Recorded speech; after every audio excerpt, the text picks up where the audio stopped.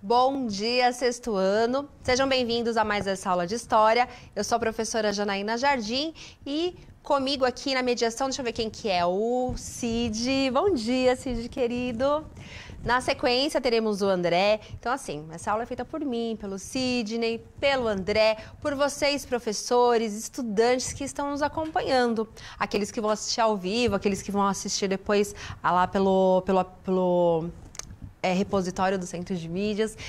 E hoje a gente tem aquele tema que é bem importante no sexto ano, é um tema que a gente precisa trabalhar com bastante afinco, né? Afinal de contas, como a gente sempre fala, né? História, essa transição de um mundo para o outro, né? A gente saiu da antiguidade, trabalhamos todos os povos da antiguidade, todos não, mas o que a gente conseguiu fazer foi muito importante. A gente conseguiu ver povos da África, Ásia, nós conseguimos ver os povos da América, lembram? Os incas, maias e astecas.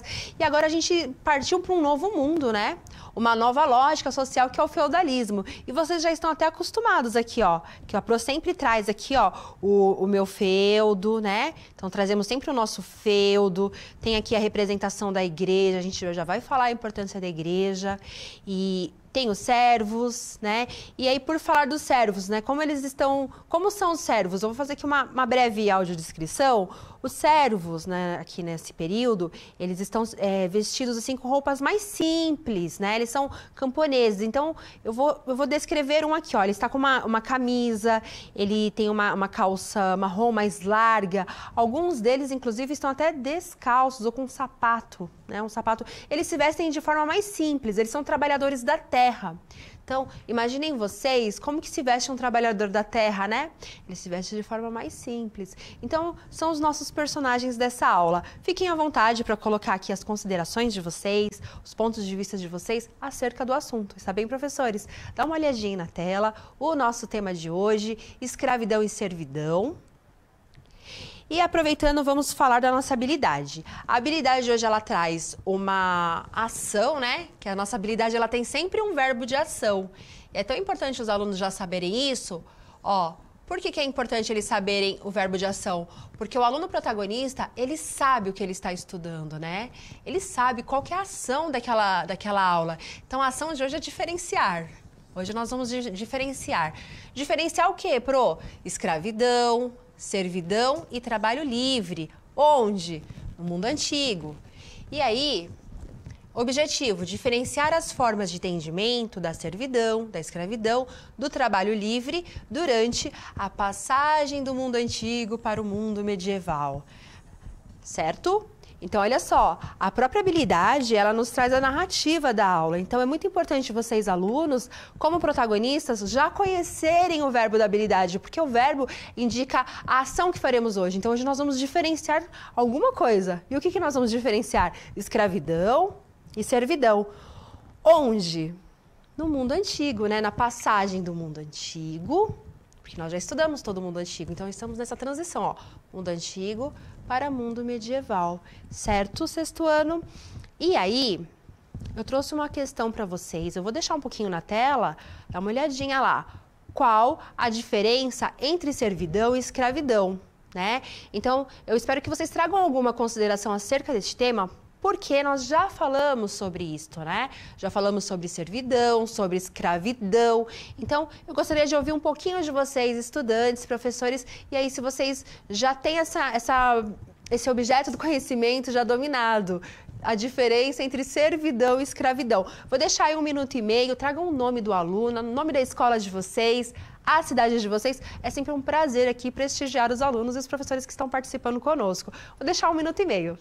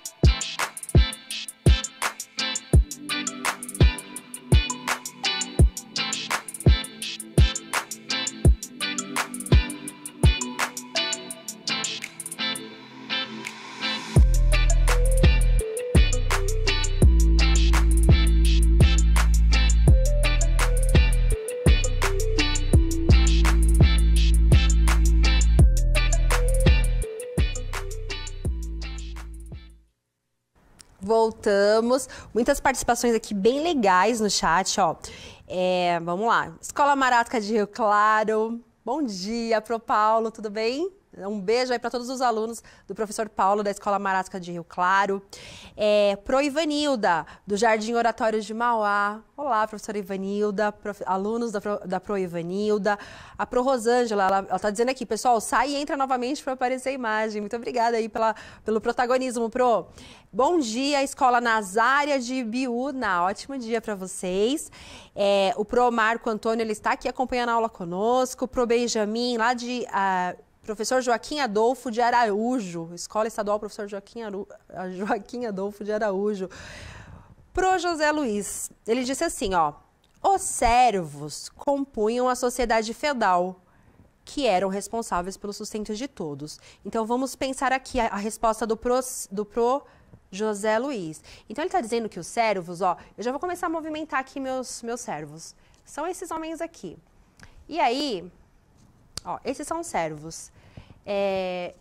Eu tenho aqui na mesa, eu tenho aqui 4 figuras, são figuras de trabalhadores, né? Então, eles, como eu falei para vocês no começo da aula, eles estão vestidos com roupa bem mais rústica, inclusive alguns deles estão segurando pás, enxadas, está bem? Então, esses são os servos, certo? São 4 figuras, eu tenho 4 homenzinhos aqui desenhadinhos, que são 4 servos. E aí o Pro José Luiz, assim, falou que os servos, que são estes...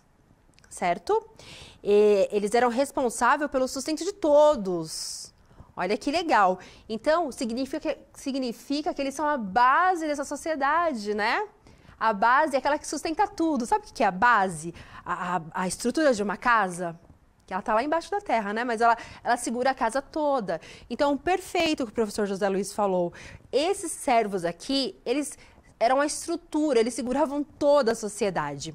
Obrigada, Pro. E aí, ó, o Pro da Escola Marco Antônio Prudente de Toledo, de São Bernardo do Campo. Pro Marco Antônio. Agora, o Pro José Luiz vai falar da servidão, né? Ele falou da servidão aqui, mas ele vai falar assim, ó. A servidão era o estado da maioria da população sob o regime do feudalismo em relação ao senhorio e aos sistemas semelhantes. Então, quando ele fala do senhorio, agora eu vou tirar aqui os meus servos e eu vou mostrar para vocês o senhorio.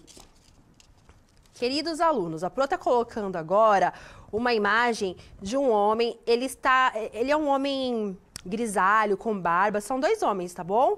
Eles são homens grisalhos com barbas, assim, um com barba, o outro não.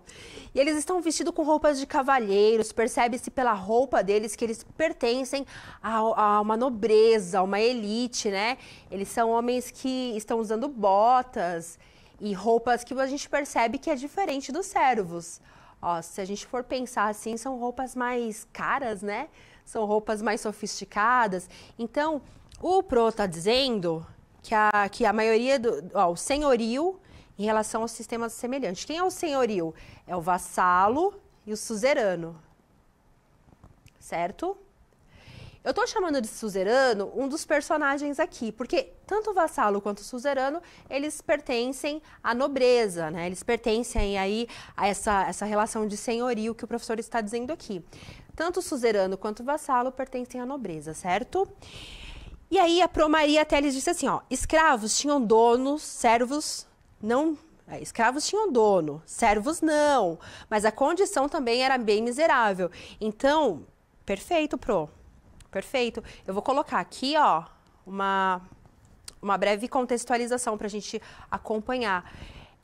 Servos, né? E como a Pro falou aqui, gente, indiferente se servo ou escravizado, ambos tinham uma péssima condição de vida, está bem? Só que tem uma diferença.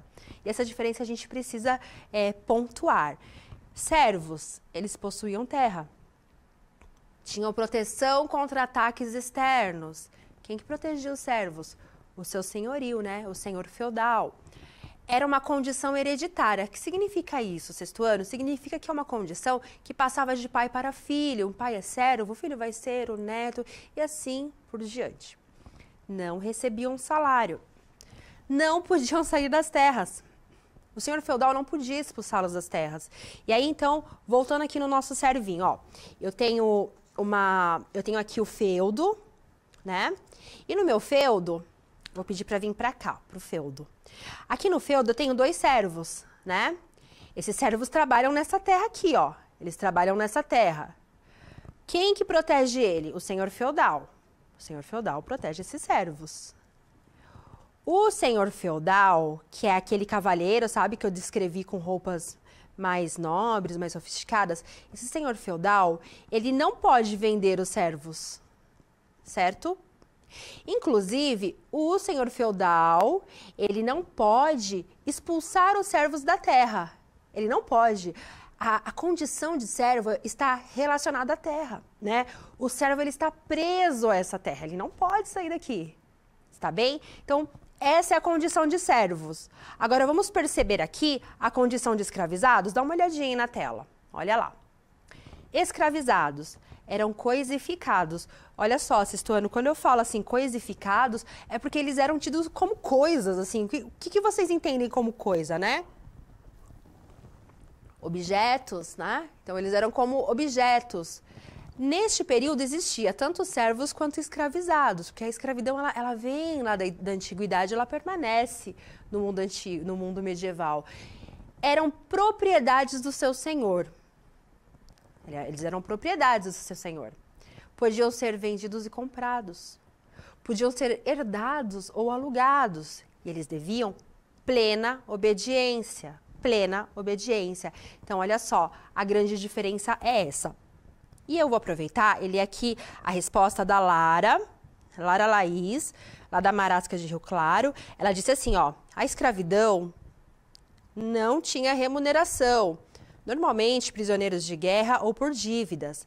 Assim, na escravidão antiga, geralmente eles se tornavam escravos ou porque eles estavam devendo, né, ou dívidas, ou porque eles perderam alguma guerra. Legal, Laís. Deixa eu ver aqui, ó. Os servos, agora ela está falando da servidão e Idade Média. Diferentemente, estavam ligados e presos à terra, que os senhores davam para eles cultivarem. Pagavam tributos, ficavam dependentes das terras dos senhores. Não tinha outras alternativas. Legal. Poxa, que bacana. A galerinha do sexto ano aqui de Pindamonhangaba, da Escola Kaique também participando. Que legal a participação de vocês. E olha só, essa é a grande diferença. A gente precisa entender a diferença entre servidão e escravidão para poder continuar aqui no mundo antigo, né? Mas, basicamente, é isso. O servo, ele não pode ser vendido. O escravo, ele pode, ele é um objeto. Mas ambos têm uma condição de vida muito difícil, né? Não é uma vantagem, por exemplo, ser um servo também no feudalismo. Você tem ali uma certa proteção contra invasores, só que você também não tem muitos direitos. Você não pode sair daquela terra. Você não tem o direito de se mudar com a sua família para outra terra. Então, também é uma condição ruim, é uma condição de subalternidade. Você está ali numa condição abaixo, né, do seu senhor feudal. Dá uma olhadinha na tela. E aí, falando de antiguidade, já que vocês estão arrasando aqui no chat, eu vou pedir para vocês explicarem. Então, ó, explica a relação entre gladiadores e a escravidão em Roma. Agora, sexto ano, a gente está falando de Roma, lá no finalzinho do Império, né? Explica aqui para a Pro qual que é essa relação entre os gladiadores e a escravidão de Roma.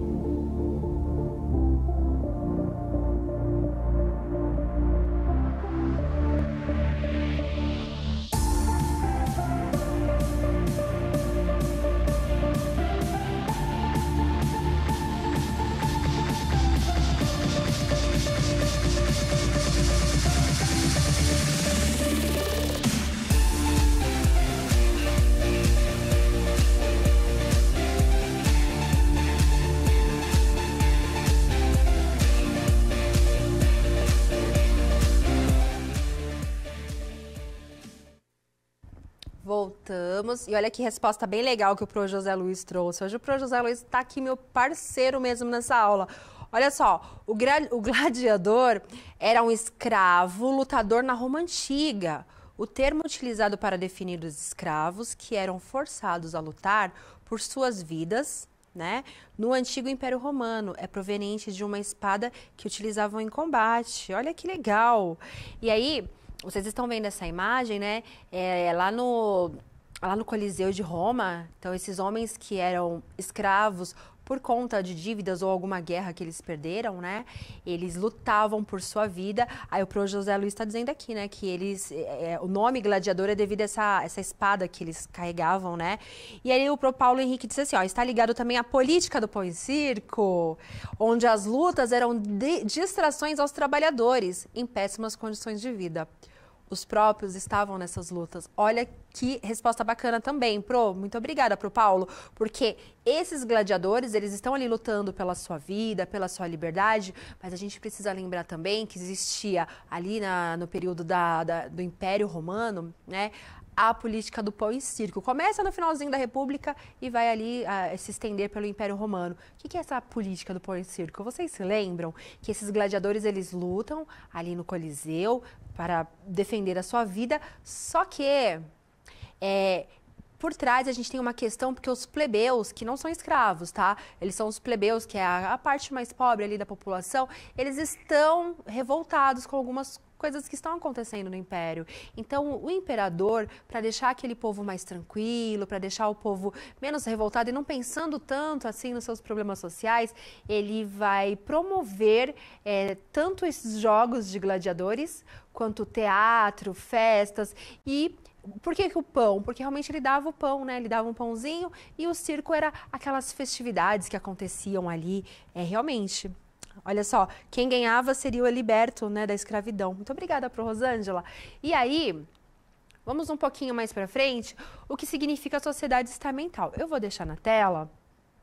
Eu já vou enquanto eu vou falando, eu vou pedir para deixar na tela, porque assim, eu não vou dar um minuto, eu vou seguir com essa explicação, mas fiquem à vontade aqui, pode colocar no chat as explicações de vocês, está bem? É muito legal quando vocês participam com a gente. Eu trouxe aqui a pirâmide, né? Essa pirâmide a gente sempre explica um pouco da composição social através desse formato de pirâmide. Então, nós estamos agora falando da Idade Média. A Europa Ocidental, ali século V ao XV, a gente está falando deste período, está bem? Então, estamos agora Idade Média. Nós temos lá em cima o rei, certo? Então, nós temos um rei.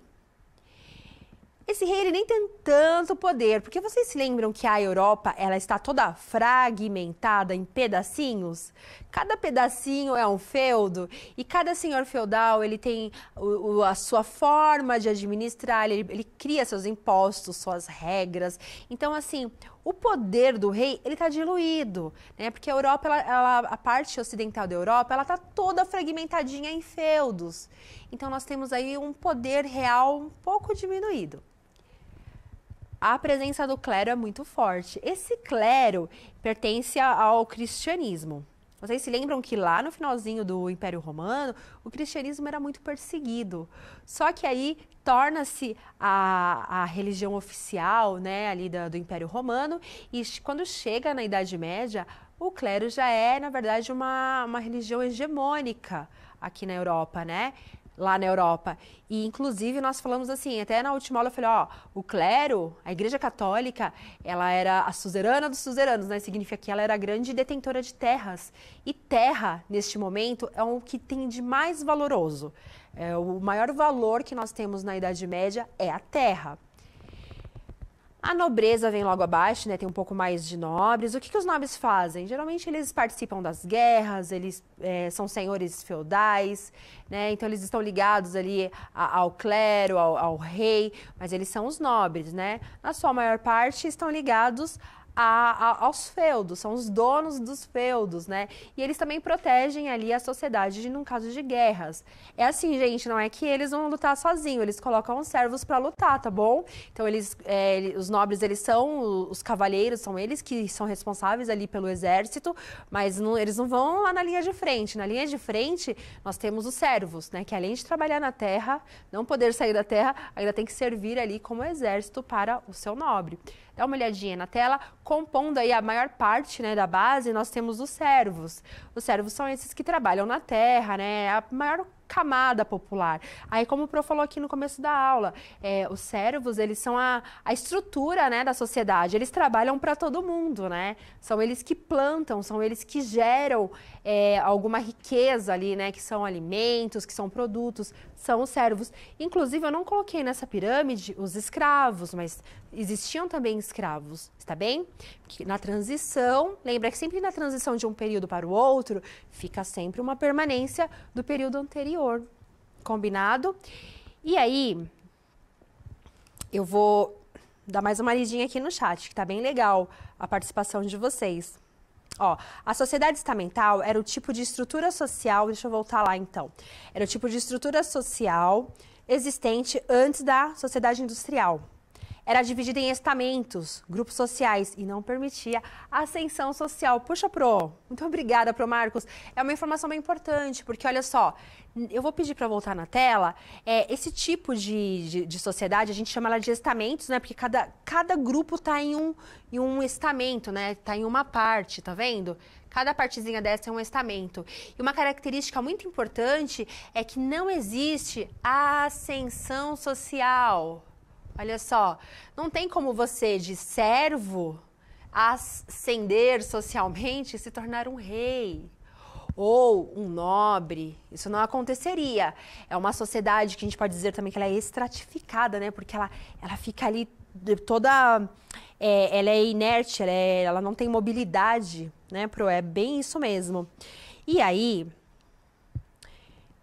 Aí eu coloquei uma questão, já vou respondendo também. Atualmente existe escravidão? Hoje em dia existe escravidão? Então, assim, na atualidade, a escravidão e a servidão são combatidas pelos governos democráticos. Sexto ano, infelizmente, não significa que não exista, né, a escravidão ou trabalhos análogos à escravidão, à servidão. Infelizmente, ainda existe, mas é contra a lei e governos democráticos, eles são contra, combatem esse tipo de trabalho, né, trabalho escravo. Eu coloquei para vocês no material, dá uma olhadinha na tela, as obrigações dos servos, né? Olha só. Eu já falei disso na outra aula, mas eu coloquei neste material, está lá no repositório, então quando vocês forem baixar o material, ele estará bem completo. O servo, além de participar da guerra, ele tem que pagar a talha, né, que corresponde a uma parte da produção dele. A corveia, que é o trabalho feito pelo servo nas terras do senhor feudal, alguns dias por semana. Aí você já imagina que ele trabalhava mais na terra do senhor feudal do que na dele, né? As banalidades, pagamento em produtos pelo uso das instalações do feudo. Então, se ele for usar um moinho, um celeiro, um forno, ele tinha que pagar também.